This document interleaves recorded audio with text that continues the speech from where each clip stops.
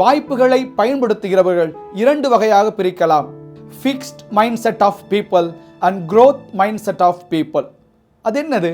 Fixed mindset of people என்பவர்கள் வாய்ப்புகள் வரும்பொழுது இருக்கிறது போதும்பா, நாம் என்ன இப்போ மோசமாக இருக்கிறோம், நல்லா தானே இருக்கிறோம், இதெல்லாம் மாற்ற முடியாது, இருக்கிறதே சந்தோஷமாக இருக்கிறோம், இப்படியே போங்க என்று சொல்லுவார்கள். கடிவாளம் கட்டப்பட்ட குதிரை போல ஒரே திசையில் போய் கொண்டு இருப்பார்கள். பெருங்கல்லை காலில் கட்டினால் இழுத்து கொண்டு நடப்பது எவ்வளவு சிரமமோ அதே போல அவர்களை வேறொரு சிந்தனைக்கு அல்லது வேறொரு பார்வைக்கு நகர்த்துவது மிக சிரமம்.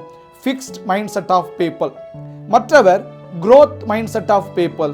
அவர்கள் நன்றாக யோசிப்பார்கள், திட்டமிடுவார்கள், செய்து பார்ப்பார்கள், பிழை இருந்தால் திருத்திக் கொள்வார்கள், புதிய சிந்தனை வந்தால் ஏற்றுக்கொள்வார்கள்.